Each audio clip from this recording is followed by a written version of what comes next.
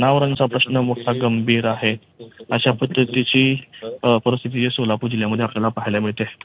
हो, आफताब तुला विनंती, सोबत राहा. अजित पवार काही सूचना देत आहेत, आपण पाहूया. मला ते स्पॅन करायचे अजून, परंतु 2 स्पॅन वाढवावे लागले तरी चालेल. टेक्नॉलॉजी आली, आपल्याला त्याच्यामध्ये कॉलमच घ्यायचा, आपल्याला हे करायचं नाही. कधी कधी नाही तसं नाही करायचं. त्याला मग कचरा बिचरा घेऊन आडवालं सगळं ते तुमचं पाणी. चांगली उंची चांगली घ्या. आताची हाईट लक्षामध्ये घेता. आतापर्यंत सगळ्यात जास्त पाण्याची हाईट कधी होती? तर अशी घ्या की कधीच लोकांना पलीकडच्या अलीकडच्या अडचणी त्याची नोंद करून आम्हाला सांगा. तुम्ही तर अरे होय बाबा, त्यामध्ये तुम्ही आता पाठवलेला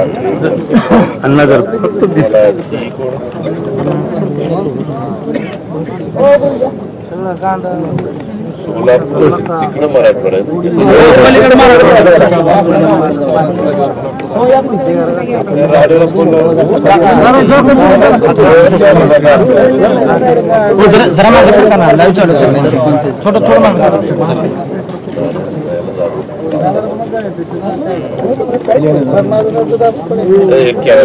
आपल्याला काही बघून पण देत नाही, काही करून पण देत नाही. साईडला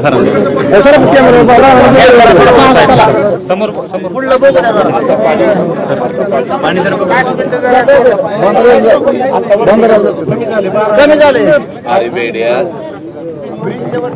राणे अजित बोलतो. आम्ही आता तुमचे एक्झिक्युटिव्ह इंजिनियर माझ्या बरोबर आहेत. आम्ही एका ठिकाणी आमचा सोलापूर जिल्हा आणि पलीकडं धाराशिव जिल्हा अशा बॉर्डर उभा आहे. तर इथे एक ब्रिज कम बंधारा आहे. त्याच्यामुळे त्या दोन्ही महत्वाच्या विभागांचा संबंध तुटतो. काल पण इथं पाणी खूप होतं. आता आम्ही पाण्यातच उभे आहोत. माझं म्हणणं की त्यांनी एक ब्रिजचं एस्टिमेट केलेलं आहे, परंतु काल काहीतरी 17,000 क्युसेस पाणी सुटलेलं होतं आणि पुलावर माझ्या माहितीप्रमाणे किती फूट पाणी? 3 फूट. जवळ 8-10 फूट पाणी होतं. तर तेवढी उंची लक्षामध्ये घेऊन मला फक्त 20-25 हजार क्युसेस पाणी आलं तरी तेवढं पाणी पास झालं पाहिजे. अशा पद्धतीनं ब्रिज करून हवा आहे. मी कुठल्या फंडातनं ते घ्यायचं ते ठरवीन आणि दोन्ही बाजूच्या सहकार्यांची मागणी आहे. म्हणजे परांड्यावाल्यांची पण मागणी आहे आणि आमच्या करमाळवाल्यांची पण मागणी आहे. तर ते आपल्याला करायचंच आहे. आता ह्याच्यात काही आम्ही वेगळ्या फक्त त्यांना एक सांगा की वरनं येणारं पाणी ते सगळं पास झालं पाहिजे. भराव लगेच घेऊ नका. गडीचे भराव असतात ना, जे आपली गंगेला वगैरे जी चूक झाली आणि हाईट चांगली घ्या.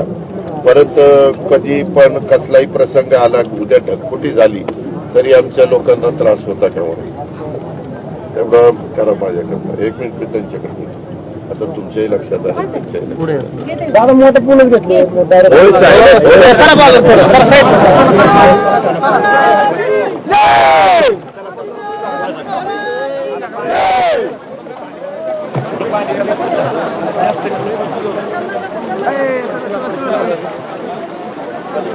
तर अजित पवार सध्या अतिवृष्टीग्रस्त भागाची पाहणी करतायत आणि या पाहणी दौऱ्यादरम्यान एका पूल बांधणी संदर्भात त्यांनी अधिकाऱ्यांशी चर्चा केलेली आहे.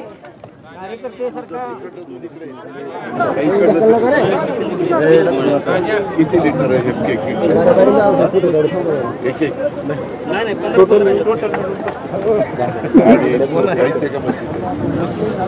भाव करेल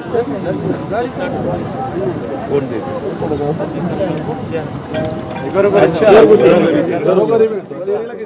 तुझ्याकडं किती पण मग ओटीनं वगैरे पण आणण्याचा प्रयत्न. किती दिवस बंद आहे? 6 दिवस झाले. पाणी आहे. मागच्या आठवड्यात पूर आला होता. डबल पूर आला. गावाचं नाव मध्ये टाकलेलं आहे. भूम जवळ पाहिजे ना.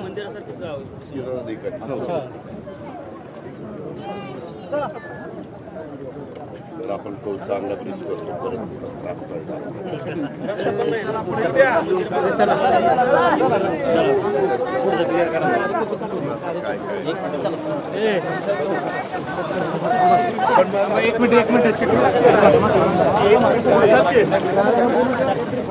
तर सरकार या सगळ्या शेतकऱ्यांच्या पाठीशी खंबीरपणे उभं असल्याचं आश्वासन सरकारच्या वतीनं सातत्यानं दिलं जातं आणि सरकारमध्ये आता मंत्री आणि महत्वाचे नेते अतिवृष्टीग्रस्त भागामध्ये जाऊन पाहणी करताना आपल्याला दिसत आहेत. अजित पवार सोलापूरमध्ये आहेत तर पंकजा मुंडे देखील पाहणी करतायत नुकसानग्रस्त भागाची, शेतकऱ्यांशी संवाद साधतायत आणि हे सगळे शेतकरी आपली कैफियत या मंत्र्यांसमोर मांडतायत.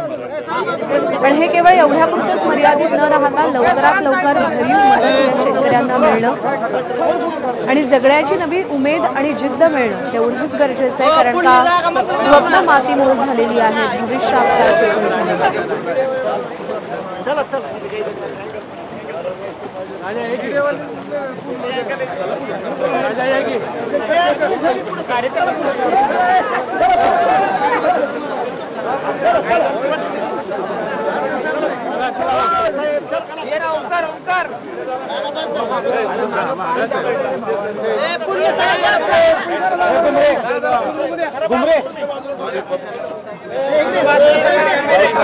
मराठवाड्याची ओळख टँकरवाडा, दुष्काळग्रस्त भाग, पर्जन्यछायेचा प्रदेश अशी होती त्या मराठवाड्याला गेल्या काही दिवसात झालेल्या पावसानं अक्षरशः झोडपून काढलेला आहे.